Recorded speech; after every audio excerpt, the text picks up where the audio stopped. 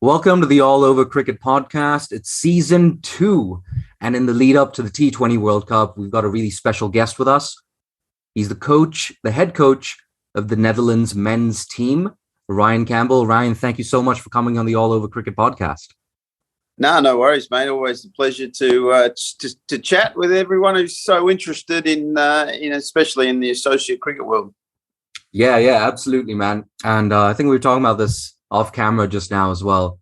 You flew in on the 22nd of September, right? And you've been in and out of isolation and quarantine and stuff like that. Just tell us a little bit about your time in the UAE so far. Yeah, so basically we arrived on the 22nd of September, knowing that we had to do a 6-day solo quarantine before we were allowed to join the ICC bubbles and things. So, that was, well, to be honest, for me, it was quite nice because it gave me 6 days of peace and quiet and caught up on a bit of sleep. But, it was interesting. Some of the guys didn't like it so well and so much and found themselves going a bit loopy. But, since then, we basically got out of there and started training. The whole reasoning for our, coming so early was to get outdoors, obviously. In September, October in the Netherlands, there's no turf facilities or anything like that up and running. So, we got here, we were, hosted out there at the Sevens stadiums and had such great facilities to use. So all the boys have, really worked hard on their game and also getting used to the heat. It's one of the little things people forget that, the Northern Hemisphere guys aren't quite used to being in 41, 42 degree heat all the time. And, it was definitely nice and warm for everyone. But, look, the guys have enjoyed their time so far and getting ready and, gelled as a team. And, look, we've just literally today moved into the ICC headquarters, so to speak, where we're getting put up with the other teams. And, we have to do one more day of solo isolation while we're waiting for our PCR tests to go. But once that's through, we pretty much then, have free reign of the hotel. I think there's a number of other of the teams are going to stay here as well. So it's funny. I just noticed peering out the window, the Bangalore are here as well, obviously for the IPL. So, you just sort of look out your window and suddenly there's a Virat Kohli walking below you and saying g'day. It's quite weird, really. Yeah, no, absolutely. And, just more on the topic of the pre-tournament prep, because you have teams like Namibia and Ireland. They're playing a series right now.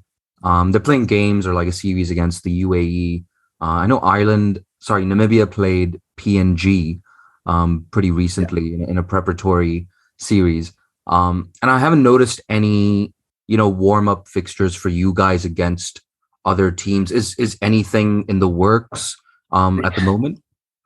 Look, I got to admit, one of our biggest issues has been getting games whilst we're here because, when we first organised the trip, everyone, those teams were all staying out at this. We're going to use the Sevens facilities and we were going to play, teams like that. We're trying to avoid playing Ireland and Namibia because obviously they're our opponents in our first round. But unfortunately, with the way everything's worked out, there was a change of fixtures for them and the UAE got involved and, they obviously wanted them to be official T20Is, which means they had to change venues and kind of left us out in the cold, which unfortunately there's nothing we've been able to do because, you can't play any team once you're in isolation and in your bio bubble.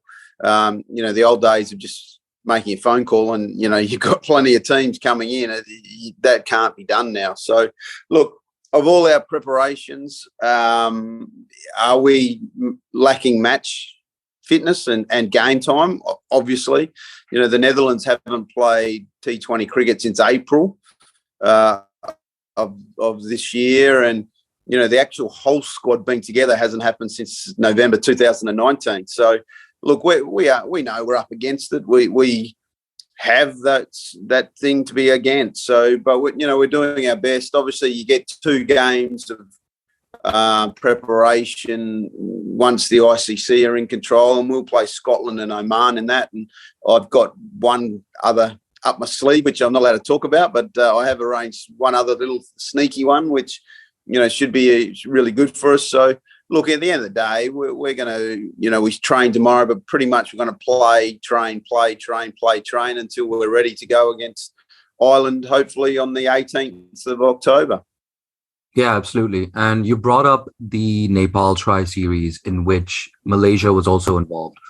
And, I think it was a 500-day break between November 2019 at the World Cup qualifier and the Nepal tri-series.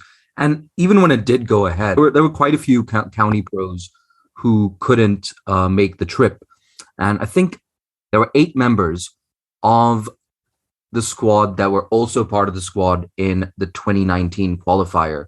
So you had around like half the squad as newcomers, the likes of Bas de Leede, for example. So, I mean, just walk us through some of the challenges, but also the opportunities that the unavailability of the county pros presented during the Nepal tri-series. Yeah, well, look, at the end of the day, we were invited to Nepal. It pretty much sort of, it was a last-minute invitation, and obviously we had been starved of cricket for so long that, we jumped at the chance to go. And for me, it was April of that year, of the year, and I know that our county players who, are going to struggle in April because their commitments are obviously to their counties and getting going at that time of year, which I always understand that. And to be honest, it's never really flustered me because my whole strategy since I've taken over the Dutch system is I have to make the talent pool bigger, and I have to give opportunities to younger players, and I have to find out who the next generation of players are. So, that's always been my mindset. I think we saw that leading into the qualifiers of 2019. I didn't bring any of my county players back for any of the matches, including a 4-game UAE series just before we left, mainly because I know what my county players bring. I understand what they can do and where they fit into the whole big scheme of my jigsaw puzzle, so to speak. But I have to give opportunities to the youngsters. I need to see what a Philip Boussavein does under pressure of international cricket. I need to find out, what Bas de Leede can do, and you got to go through it. And, for me, it's always about the team. What is our major objective? Of course, winning the qualifiers and getting into the World Cup was the major thing. As 4-match series against the UAE, although if we lost, it was going to hurt our ranking, I just felt sometimes if you're going to lose, I can lose for the greater good as long as I'm doing everything right in the long run. And again, that's coming from a guy who hates losing. Don't get me wrong, I hate losing, but what we achieved was correct because we found out about a Tony Stahl and we found out about a Philip Boussavein who all went to the World Cup qualifiers, and we found our matchups and what we wanted to do was okay. So the same thing was for Nepal. It was like, I'm not, in all honesty, I didn't even ask any of our county lads if they wanted to come. It was all about, I'm going to take the youngsters. I'm going to find out. I also needed to get my blokes back, my contracted players back playing. And we did that. And look, were we rusty? Of course, we were coming out of winter. We hadn't even bowled. Our players had 3 days of training before the game outdoors. It was the first time we'd been outdoors for 6 months, and one of those days got washed out. So, look, we were horribly rusty, and it didn't look great. And Nepal had played a lot of cricket, and they looked fantastic, and Malaysia did really well. Mate, it was actually, I thought, an outstanding performance by us beating Nepal in one of those games. When all the odds would say that was never going to happen, but we got there, and look, we really enjoyed it, and Nepal were fantastic hosts. Unfortunately, it literally on the day that, we were meant to fly out, our embassy actually rang us and said, it's time to go. The Delta variant has hit Nepal and we want you out of here now. And it's literally, we went straight to the airport and got out of there. And as you saw, the numbers and cases went through the roof in Nepal, which is obviously unfortunate for that country. But they're bouncing back, and it was good to see the Everest League going on recently and crowds back, because it's just a magnificent place to play cricket. Yeah, absolutely. It's always been on my bucket list to go to Nepal and, go to the TU ground, great landscape in the background. But, like you were saying, it presented an opportunity to so many young players, and exactly what your county pros are going to deliver. And just on the topic of Bas de Leede, I think his first knock in the tournament, I think it was around 41, scored it slower than a runner ball, and it might have been his very next innings. He goes out and he actually wins you the game with the 70 odd, right? And now he's obviously in the World Cup squad as well. So just talk us through, the development of Bas, who is also, I believe, a second generation. He's at least a second generation player. Well, he's actually a third generation, because I'm pretty sure his grandfather played as well. He's Babette de Leede, who's in our women's team, who's his cousin, who's, they are royalty. Tim de Leede played a number of games for the Netherlands, and I think he's the leading run scorer, leading wicket taker in domestic top class back home. So and still involved in our junior structures and setups. So look, we know what we get from the de Leede family, and let me tell you, he's got a 12 and 13-year-old younger brother who's an absolute gun as well. So we're looking forward to him. But look, the story of Bas, I think it's one of those ones where we haven't rushed. And although he played I'm pretty sure he played in the 2017 50 over World Cup for us. He then had stress fractures in his back. He's had them twice, which, obviously was a massive blow for him and for us about, his development as an all-rounder. And, he went to the MCC Young Cricketers for a year where he didn't bowl. He just literally batted. And, we worked on getting his action right so his body would stand up to the rigours. And, it's been a long process. And I know I'm sounding like it took forever, and he's only 21 years of age. But, when he burst onto the scene as a 17-year-old, you thought, okay, this kid's going to play a million games and, he'll already have dominated world cricket by now. But, I guess that frustration of him not being able to be a true all-rounder for a little while kind of upset him as well, and he didn't quite get his batting right in the meantime. But look, right now, where does he sit in the big scheme of things in our team? I'm not sure. In all honesty, I think, many will be surprised if I said to you that I think he'll play in our first game. Some will say, well, he has to play. And that's the funny thing with our squad at the moment. I can legitimately sit here and say to you, hand on heart, I don't know my 11 for the first game. And that's a wonderful position to be in as as the coach and as the only select, I guess, that, it's getting tougher and tougher, which means I'm doing my job. And, my coaching staff has done their job, that, our squads are getting deeper and deeper, and, leaving some guys out of this trip was bloody hard to do, because, they've been all going really, really well as well. So, look, I without making massive statements and such, and I guess I probably shouldn't, but I would go as far as saying that this is probably the greatest Dutch team ever assembled. And now I can say that, but they have to perform, and we have to win games under pressure at the World Cup if that sort of, I guess, tag is a fitting one. Yeah, no doubt. And it's not like you're in an easy group either. A lot of people have dubbed it the group full of death. Yeah. I mean, maybe teams like Oman and PNG would have something to say about that. I think the other group is also really competitive. But no, I mean, at the end of the day, you have two full members in your group. You guys, according to a lot of people, are favorites to go through, along with perhaps Sri Lanka, and let's not for a minute forget about Namibia, who have been really impressive in the lead up to the World Cup. They won against Scotland. They won a series against the Titans in I believe that was played in South Africa. I could be wrong. Maybe that was played in Namibia. But at the end of the day, the team that might not be the bookmaker's favorite or the bookmaker's least favorite is coming into the tournament with such form and a lot of match practice as well. And I dare say a team like Namibia, they look stronger than they did at the World Cup qualifier.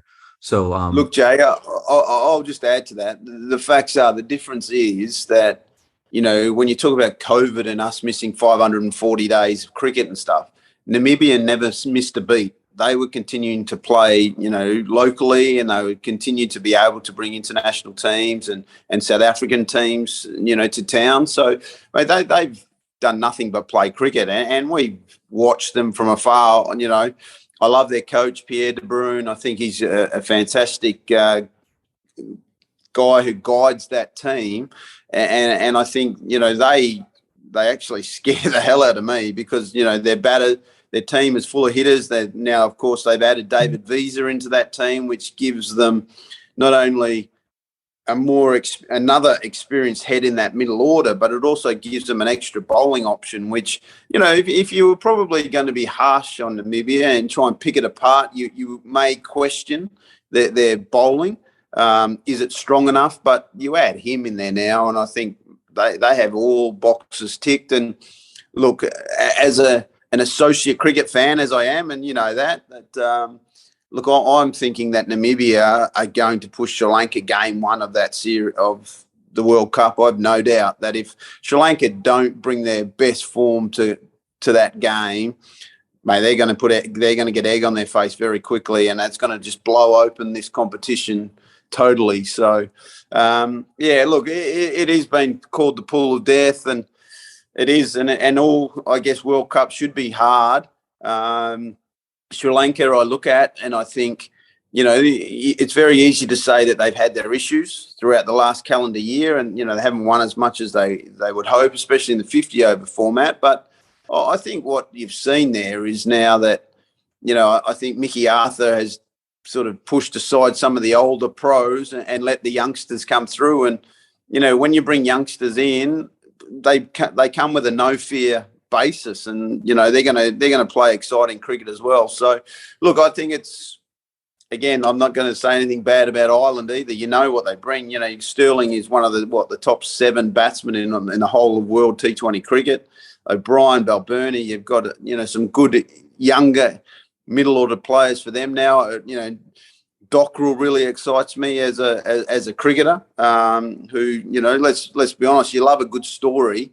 And that guy lost his contract. He was known as only a left-arm spinner, but, their coach, Graham Ford, have done a fantastic job and believed in his batting. And he was the one that pushed his batting, and, he's really come through and shone for them. So that gives them enough in the middle order. And, yeah, it's one of those ones, mate, that I'll check out my grey hairs now, but I'm sure by the end of these 3 games, I'll have a lot more grey hairs at the end of it. But hopefully it's all for a worthy cause.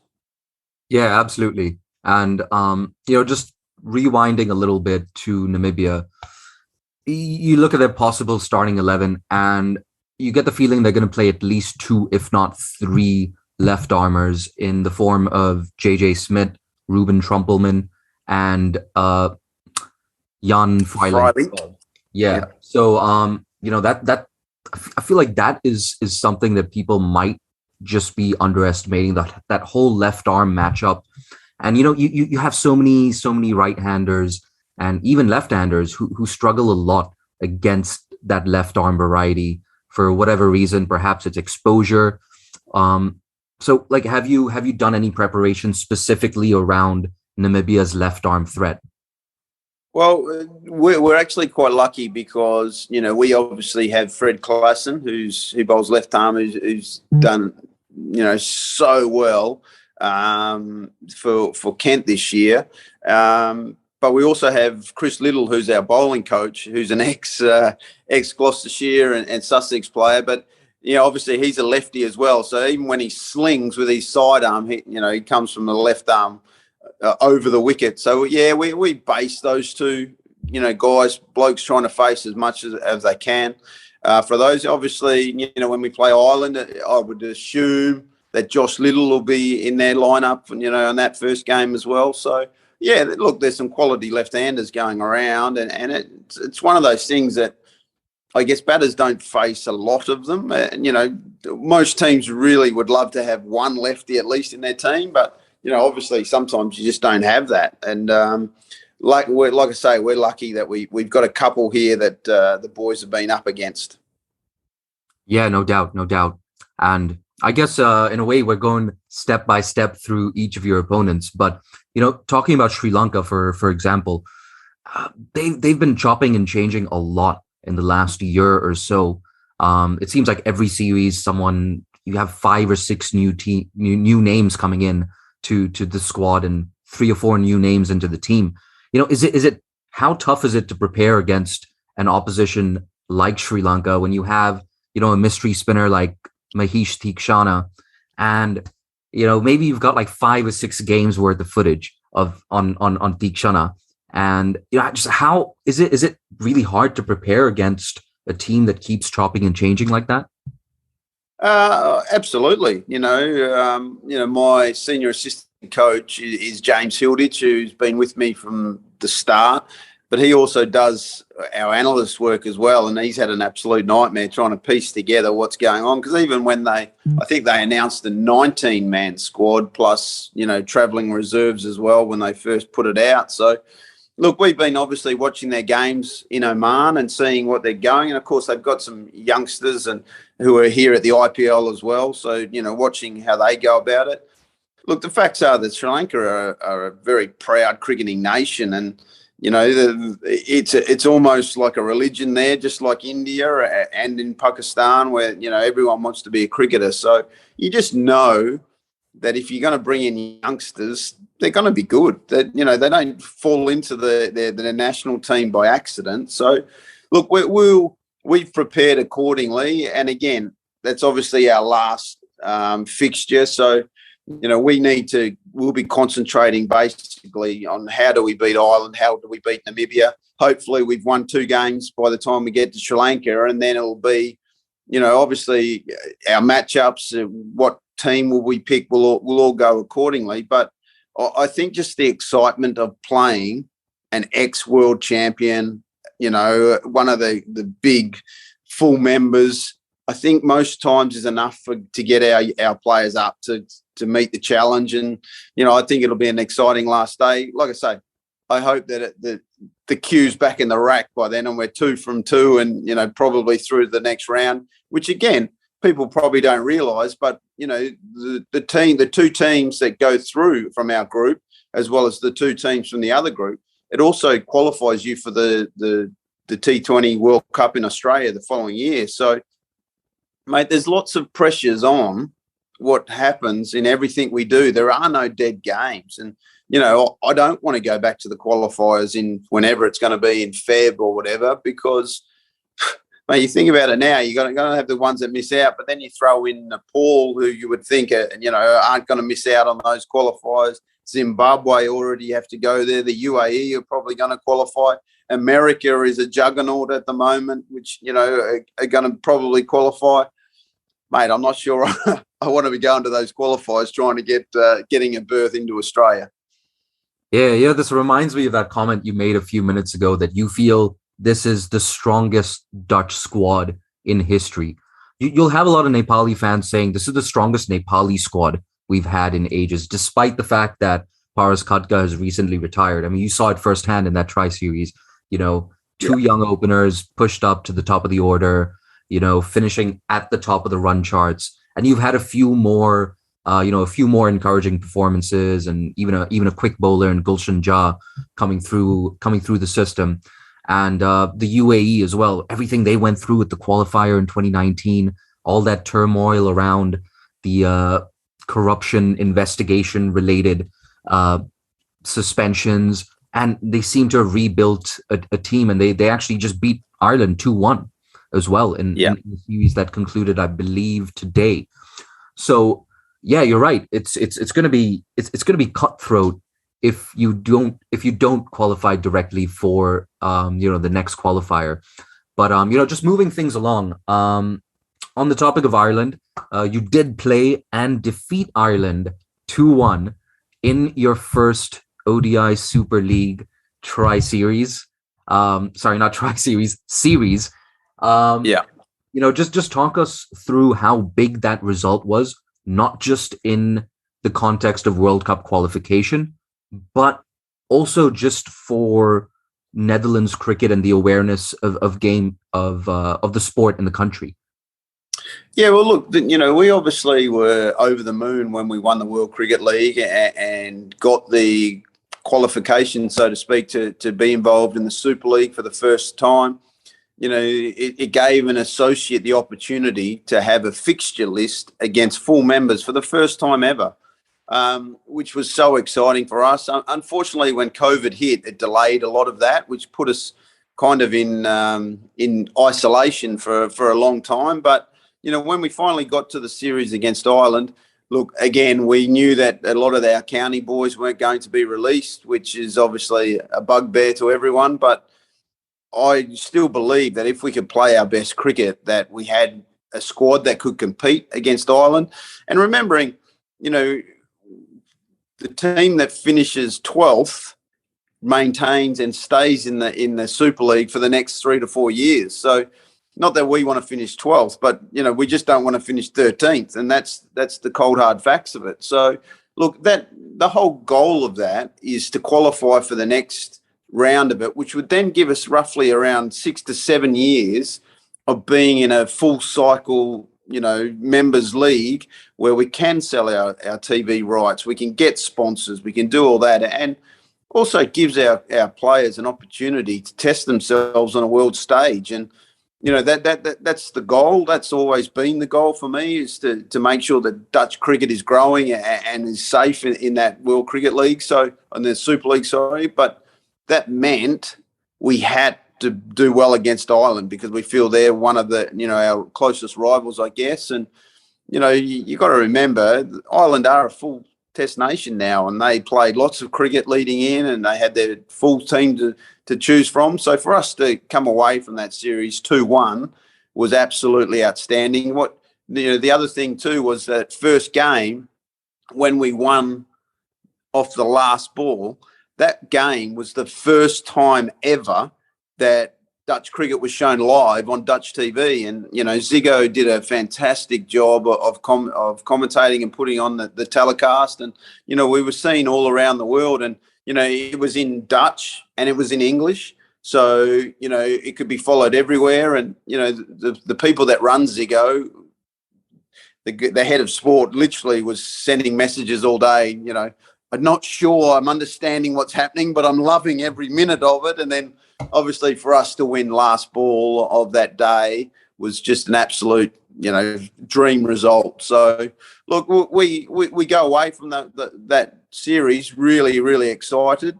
Of course, that sort of excitement disappeared once Ireland, beat South Africa and then got a draw. So they got 15 points out of South African series, which was, vital for them. Yeah, we obviously have some big series to come. We go to South Africa after the World Cup. We then go to New Zealand in March.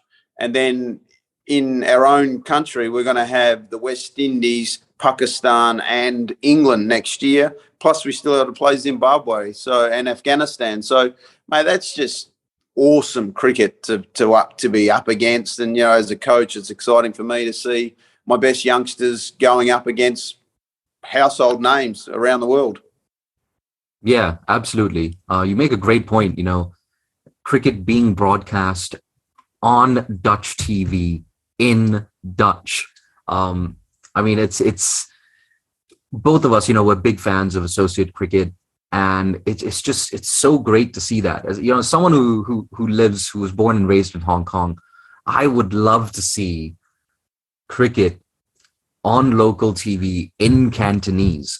I think that would be absolutely brilliant, but like you said, the 27 guaranteed ODIs you have against full members in this World Cup cycle. If you get through to the next one, it could be anywhere from 24 to 27.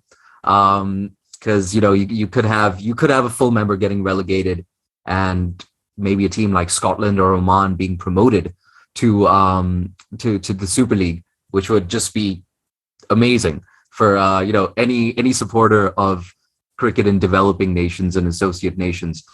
No, but no, Ryan, I think you make a really good point there. That game time against full member opposition, it's so important, especially in the lead up to something like the World Cup.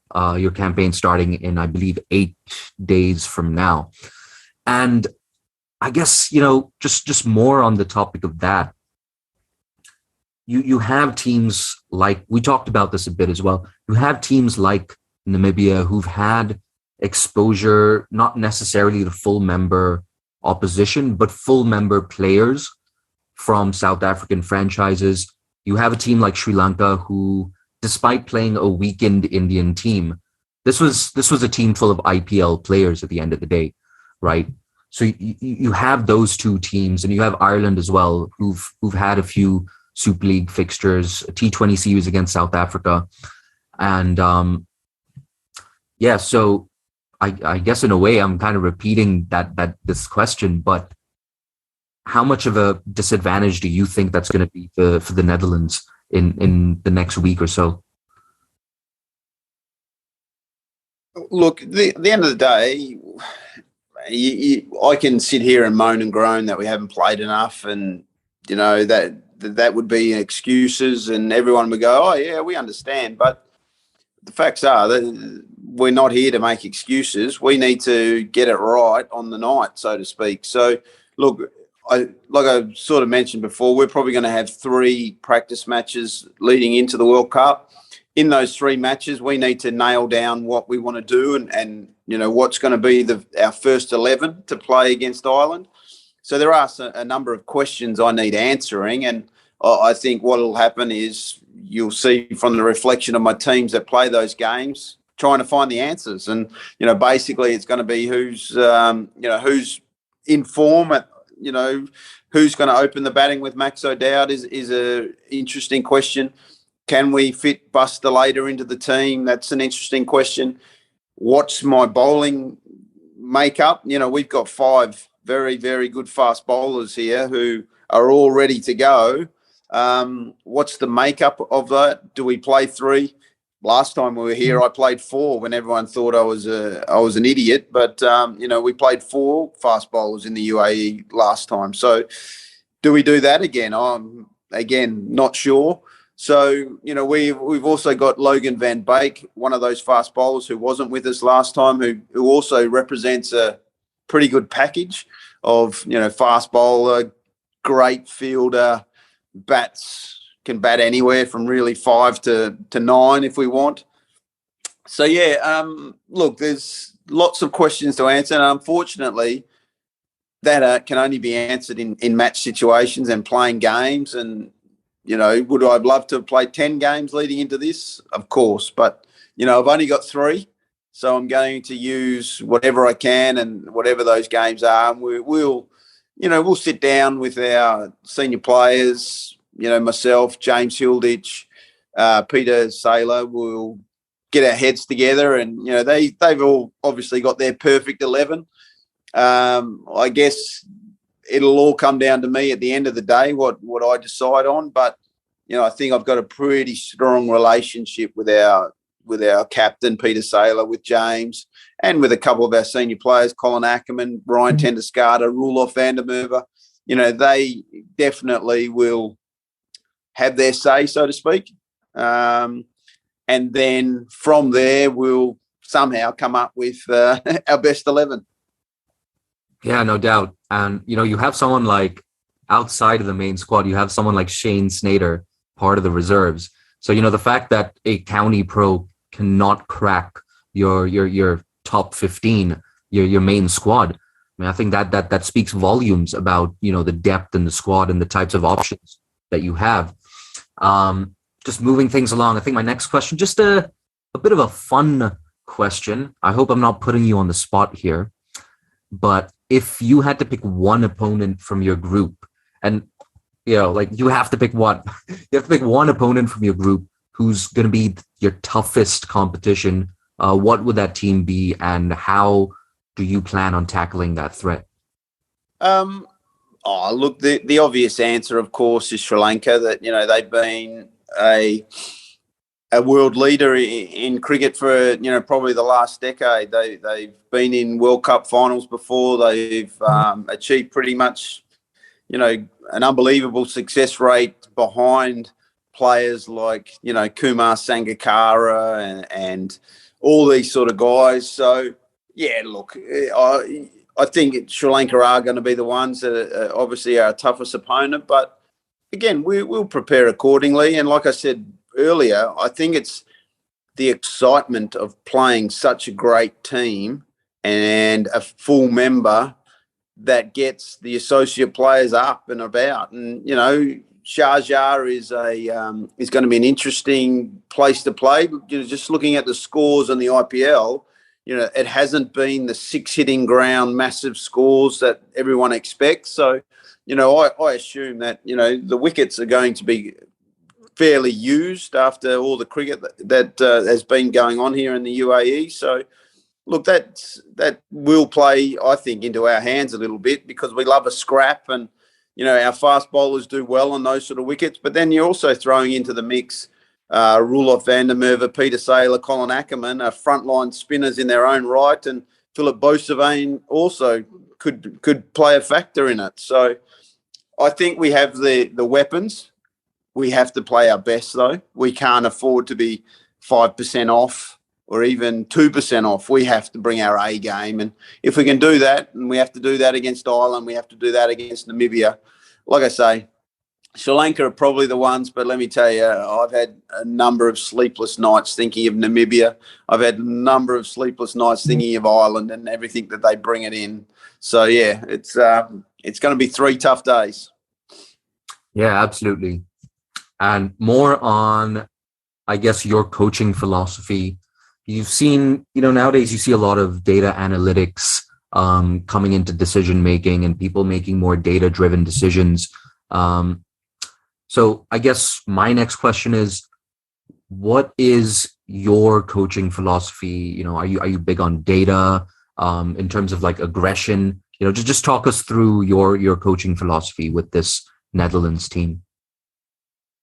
Well, we have it's no secret, we have a very simple philosophy. How are we going to make 162? And if we can make 162 consistently, which is the number that is probably the average score in World T20 cricket, you're going to be involved in more wins than losses. And, the data is very clear to see. If you lose 3 wickets in the power play, you generally lose. If you lose 2 wickets in your first 2 overs, you generally lose. There's those pieces of information, we use. Like I say, James Hilditch is brilliant at finding stuff, the matchups about guys, particular people who don't face fast bowling, who do like fast bowling. We have, areas of things where, we've kept records of every over we've ever bowled in T20 over the last 4 years. We know which bowler bowls best in what over, how they go in the power play. Do they bowl well at the death? Do they do this? So it's a jigsaw puzzle that you use. And again, you can use lots of analytics and I know that it's getting more and more into that, but you also do have to have the human element about it. You've got to be able to look a guy in the eyes and see if he's really on today or not. And you've got to have your gut feel about things of who's playing well and who's not. So, yes, it's definitely a big part of T20 cricket. But, again, I think our final decisions still come down to what myself and the captain believe is the best for the Dutch on any given day. Yeah, absolutely. Ryan, thank you so much for making time for the All Over Cricket podcast. It's been so good to have you on. And like I said, I think it's the 10th of October. So as per the date of our recording, you've got 8 days left until your first game. So, best of luck for everything coming up throughout the tournament and in the Super League as well. I know a lot of fans of associate cricket will be rooting for the Netherlands. I am not going to reveal who I am rooting and not rooting for. I do have to maintain some sort of impartiality. But no, Ryan, it's been fantastic to have you on. And I guess just to round things off, just to tell our viewers, if they want to find you on social media, what are your Twitter handles? How do they get a hold of you?